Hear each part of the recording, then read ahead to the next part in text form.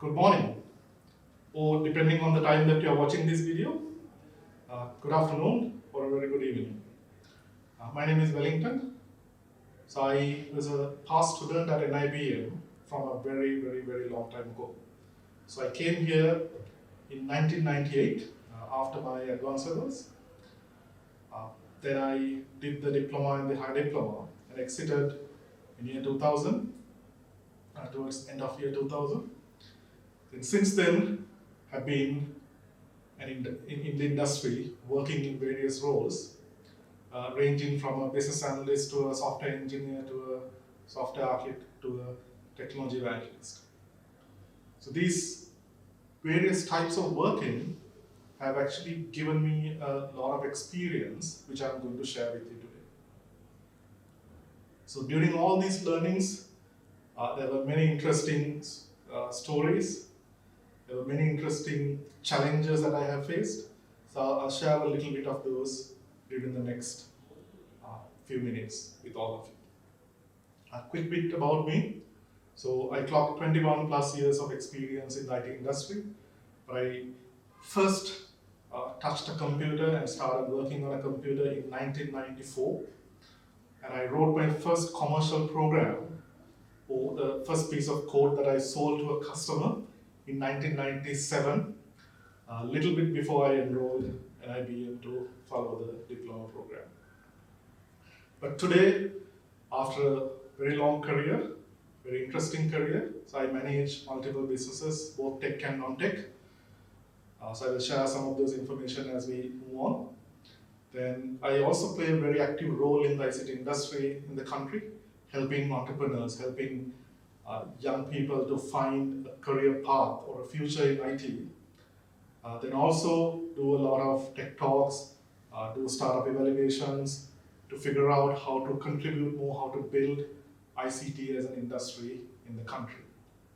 But I also enjoy what I do, and I have 3 kids, and I do a lot of gameplay on Xbox, and I love sci-fi movies and TV series, so that's how I spend my time.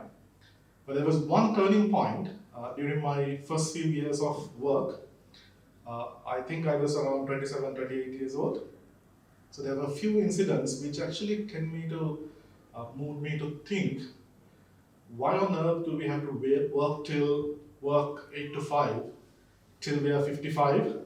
So your best years of your life is gone, and then you look at a smooth retirement. So I really didn't get the concept of that, which made me think very differently. So then I set myself an action plan, a 15-year-long plan, and my game plan since then to retire from this usual rat race by the time I'm 43. So 2 or 2.5, let's say 3 more years to go, and I'm still pushing hard, executing my action plan to get to that blissful goal. So let's see what my game plan is, but how I came so far, and what I have to offer all of you in terms of experience. In my work experience, while I was here at NIBM, while I was studying, I did a lot of lecturing, tutoring in a couple of institutes on various technologies, on few programming languages, on few graphic designing packages, and many other things, which helped me to be a little bit self-sustaining or self-sufficient at the time itself. But then I joined a tech startup, tried in my own to build another tech startup, failed. I'll tell that failure story in detail a little bit later. But then started again, failed the second time. Then in 2006, I joined the Microsoft Corporation and started a very different career path.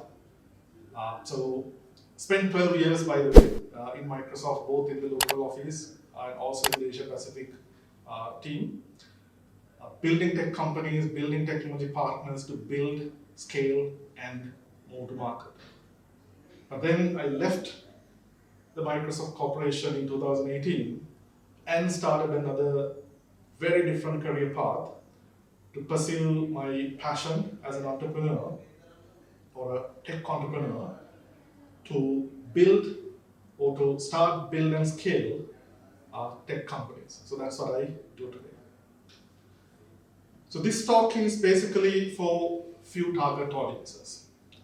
Right now, if you are after your O-levels, A-levels, but you have really no clue of what's next or what you're going to do, or which career path, which future path to pick, this is basically for you. But this is for you to strictly or seriously consider ICT as your career path, or how to become an entrepreneur in the ICT industry. So this talk is for you. If your game plan or if your ambition is to go get a job, get a degree, get a job, work on a 8 to 5 job for the rest of your life, hey, nothing wrong with that. But I'm going to challenge that during this talk. This is not for people who think like that. I have the utmost respect for people who do that, 8 to 5 for the rest of your life. Nothing wrong in that. Someone needs to do that as well. But then again, the world is not changed by people who do that. So you have a choice. You can pick that, be very average, be miserable for the rest of your life, or think differently, challenge yourself to take a very different path. So this talk is basically for you. And in case if your game plan in life, in your career is to study, then go abroad, leave this country, I'm not going to waste my time talking to you. This is the best country to be in, so think about that when you are taking your life decisions. So the path to become an entrepreneur or a technopreneur is not easy. Let me say that outright. So I set the stage, so all of you understand it is not an easy game. It's a rocky path. It's a challenging path. So I started my first tech company in year 2001. Honestly, I had no clue of what I was doing. It's just that passion of doing something in my own, being my own boss. I started. Had some great ideas. I was good in cutting code on various set of programming languages, be it Basic, DBase, Clipper, Delphi, many other languages. So I was good at it. So I decided, hey, I'm not going to work anywhere. I'm going to use my skills and make something out of it. Started, so I was the one-man team, one-man employee in the company. Did everything, all the way from the PM's jobs to the accountant's job to the programmer's job to pretty much all the job functions. Got a friend of mine to join a few months later, but even he had no clue of what we were doing. So we struggled. We did some good projects, but as a company, as an organization, we failed. We miserably failed. But in that failure, we learned a lot. We learned how not to run a business. We learned how not to write software. We learned how not to anticipate something and build something so no one would buy it. Then went and worked in a company for about a year, didn't enjoy it that much, stepped out, started the second company. So that one, I actually ran it for about 4.5 years when this multinational technology giant invited me to join and take over one of the business units. So that had been one of the passions, to go and work for a technology company like that who had shaped the industry. Got that opportunity, left everything aside and moved on. But then I still remember one incident because many other candidates were way more qualified than me, who were more experienced than me, had applied for that job. During the second or third interview, when I asked my boss, hey, why me? Out of all these great candidates, why did you pick me? One thing that he mentioned really struck me. That was all these others have worked and have had very successful careers, but none of them have failed even a single time. You have. That experience, no one can beat. You can never get that in any workplace. So we are thinking like a startup, we are working like a startup. It's a new subsidiary here in Sri Lanka. So we need people who understand that. Rest is history. So I ended up spending 12 years in that company, which made me a person who understands even more, even depth about business, more depth about technology, and which led me to pursue a career on entrepreneurship after leaving that place. So the most important takeaway from that story, it's okay to do mistakes. Most of the time, we don't pursue a career, we don't pursue a path on becoming an entrepreneur because of that fear of failure. Now I understand that audacity to take that challenge of doing something and failing is quite okay. In case if you're worried, hey, will I fail? It's quite okay to fail.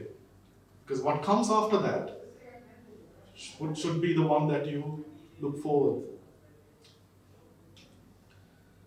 Then this whole big question of when is the right time to become an entrepreneur? Some people say, hey, you should do it right out of university or while you are in university. And some people even take examples like Facebook, Snapchat, and the likes, who are brainchilds of a dorm room conversation, which sprung up to be multi-billion-dollar big businesses around the world. Yeah, that's one way to do it. If you're so passionate about what you know, if you're so passionate about that groundbreaking idea that you have, there's no right or wrong time to kickstart. So could be while you're at university. Do that. But then a lot of others say, you need to go out, work, get experienced, then come and become an entrepreneur and apply that experience to build your company. Yeah, there are a lot of people who have done that also. I mean, companies like GoDaddy founded when the founder was 47 years old. Intel, he was 41 years old. At PeopleSoft, he was 40 years old. So there's no right or wrong age gap or age to start your entrepreneurial journey. So you may be watching this video and then you could be 40 years old. This could be the right time if you believe in what you really, what you are trying to do. I mean, some people become entrepreneurs because the environment pushes them to become. You suddenly lose your job because of these adverse conditions that is there in the market today. COVID had resulted in many people losing their jobs. So then you don't have opportunities out in the market to go get hired. Could be a best option available is to become an entrepreneur. That's one way of doing it. But then I honestly believe that you should be really passionate about becoming an entrepreneur. It should be the passion, it should never be any other perks, benefits that drives you to become an entrepreneur. It should be that pure passion which should fuel your energy, your dreams, and then you go for it. So, how complicated do you think it is to start a tech journey today or become a technopreneur today? Back in the days when we wanted to start, it was quite challenging. I mean, let's say we wanted to build some code and test it and get all the things installed at a customer location. It was a very different world back then. We had to wait till we get all the hardware equipment, we had to wait till we install everything. There's a lot of groundwork to do before you actually start doing what you want to do. But today, you click few buttons, you log into a cloud, and there you go. You can set up your requirements really fast within minutes. Finding people was a challenge back in the day. There was hardly any collaboration sites, job portals, or anything. I'm talking about 20 years ago, so the world was a little bit different in terms of the technology landscape. But today, you log into a site like Fiverr, Upwork, or Freelancer, you can find enough like-minded people who have similarities, who has similar interests. So you can start collaborating and work with them and build something together. I mean, today I work with a lot of people across many geographies. I have never personally met them. It's just that they are brilliant engineers, know a lot of tech, like-minded, passionate about jointly building something. So true entrepreneurs at heart, but I have never personally met them. So it's not too complicated to actually start today. But that doesn't mean that the whole play is going to be that easy. There are many things that you need to consider. This is where a lot of people miss. You have to seriously look at what is the problem that you are really solving. I mean, if your groundbreaking idea, or if the software or the app, or if the fancy piece of code that you're going to write is not solving any real world problem, yeah, what's the point in doing it then? Right? You have to understand who your real customer is. Because you can spend all the time and money and energy to build something, but if you don't know who out there would buy your solution, how are you going to survive? How are you going to make money out of it? Or how anyone is going to benefit from it? So before doing anything, you need to understand who is my target audience for this thing that I'm trying to do. But then, more importantly, you need to figure out what is the true value that you're going to give out to that buyer. It should always be a value conversation. Then you should also be mindful about, hey, has anyone done this before me? Or is there a better way of doing this? How easy it is for someone else to come and replicate it. I mean, imagine something like, hey, you spend 2 years of your life, energy, money, and everything, and build a great product. It could be a hardware piece, it could be a software application. But then a bigger player who has more money, more experience, more people power, come to the play and build the same thing better. So that your entire energy spent is a waste. So you need to understand all these parameters, all these mechanics, and then decide how and what and when you're going to build something. There's a lot of support available in the market. Sri Lanka's IT startup ecosystem is actually really good. I wouldn't compare it with Silicon Valley, it's a different game plan. But here, there are a lot of parties, a lot of agencies, a lot of entities who are there to support you. If you look at the ICT agency of the country, they have mentor programs, they have funding programs available for you to kickstart your journey, right? Then there are industry associations like FITIS, or the Federation of IT, and SLASCOM, who has various programs to support startups, support entrepreneurs to get up to speed, to find different markets, to get introduced to potential venture capitalists, investors, seed funders, incubators, accelerators. So that entire support mechanism is available. Someone might argue with me saying, hey, it's not perfect. Yeah, it will never be perfect. But if you're an aspiring entrepreneur, there are places that you can today go and talk to get the initial support. But more importantly, there are a lot of people like me who has the experience, who have been through this cycle many times, who are ready to put our time down on face-to-face meetings to guide you, coach you, mentor you, and support you on your startup journey. I think above all, that is more important. I mean, if you can get a FaceTime with an experienced entrepreneur, that will help you really shape how you build your tech company. But there are a lot of common understandings, or I would call it common myths or misunderstandings in the startup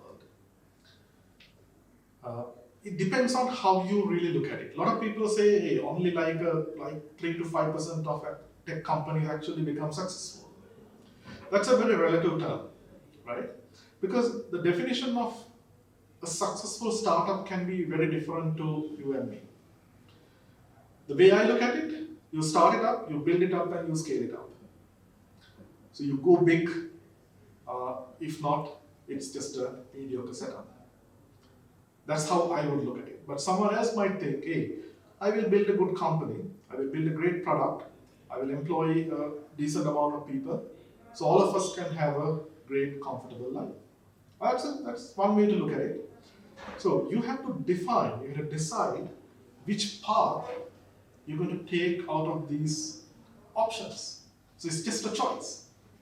Just because your startup doesn't become a unicorn uh, or $100 million startup in 5 years, that doesn't mean it's a failure. It can still create great products, it can still solve real world challenging problems. Hundreds, if not thousands of customers can still benefit from your product. And you would employ a great bunch of people who would have comfortable lives. That I would call a success. So it's just a matter of how you really look at it. But then there's this huge factor which is a mental blocker in our market, our country, why a lot of people don't become entrepreneurs, especially in the tech business, tech industry. That is the fear of failing. That is the fear of failing. You know, if you go and work in a bigger company, you will never get to experience the full picture on how a product is engineered or how the entire customer value chain is delivered, how that entire conversation of product design, architecture, engineering, QA, and release happens. You will never experience the full picture. Because in a big company, it's all compartmentalized. You will always get to work on a smaller chunk. If you spend good 20 years in one setup, maybe you'll get the opportunity to jump from one division to another and get that experience. But if you work in a smaller company, advantage is you will get bigger exposure to multiple disciplines of a product development or a software engineering practice. Now, I believe that experience is priceless. So, after gaining that experience, if your startup still fails, I can bet anything you will still find enough opportunities out in the market. Because, let's take an example. Let's say you graduate today and you walk out, you become an entrepreneur. You have a great idea, you start building it, you spend about 2 years trying to build a product, find customers, and make a sustainable business. But then your friends, your batchmates, go out and get a job. In 2 to 3 years down the line, they become software engineers, maybe they're really smart senior software engineers, and they move up the ladder in the corporate world. But then, let's say 3 years down the line, your business is not going anywhere, so you fail. So you have a hard stop, you have to shut the doors. What are your options then? You talk to any entrepreneur out there who is running a successful business, they would hire you in a heartbeat than hiring someone who had gone in the conventional path. This is my experience, this is what I do. I have multiple people who work with me who had gone through these failures or challenging cycles. Interesting people. They have failed not because their idea was bad. They have failed not because their business plan was bad. It's just some issue in the whole value chain, the whole cycle, which contributed to that failure, or it's their lack of experience. Now, in my case, I failed twice simply because of my lack of experience. First time, I had no clue of what I was doing, just for the fun of doing it, passion of doing it, did it. Second time, did a fantastic job. 4.5 years running, made a little bit of money. So after I left Microsoft, started again. Failed again, so second failure. But the important thing is, you listen to people who have that experience, who can add value to what you're doing, and you move on. You push hard, you move on, right? But one of the very interesting factors that I have seen where many startups struggle, they try to solve all the world's problems in one app or one product. It never works. You might one day do this comparison chart saying, hey, the world's leading product on similar lines have all these 5 features, but my product has 10 features. I mean, how can the world's leading company only have fewer features than what you have? So that means they have figured out, they have narrowed it down to what is most essential to a customer. So they have channeled all their energy, all their resources just to build that. So while they do that, when you try to do everything that they are not doing, you're just diluting your resources and energy, and you're not focused enough.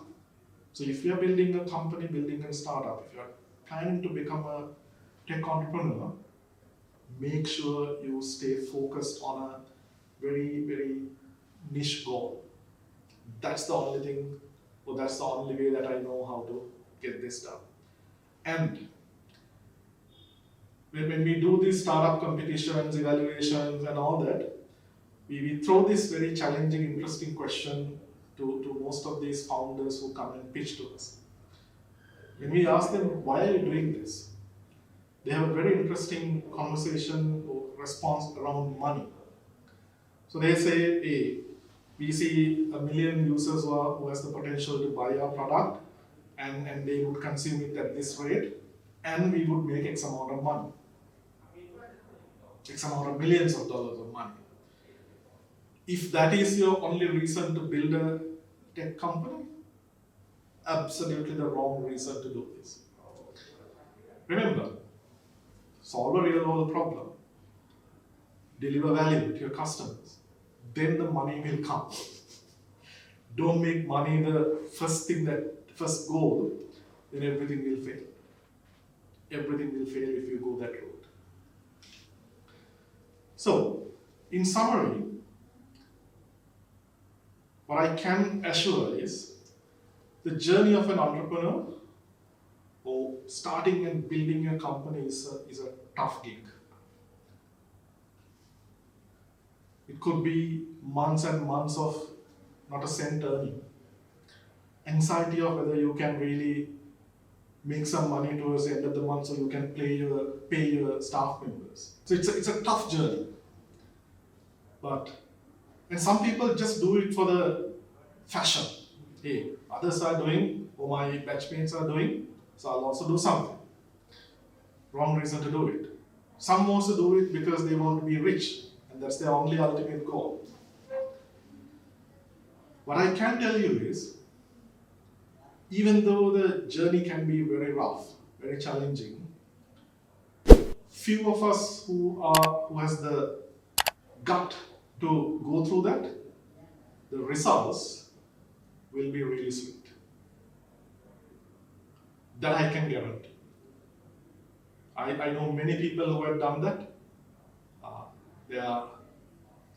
They've achieved many great things.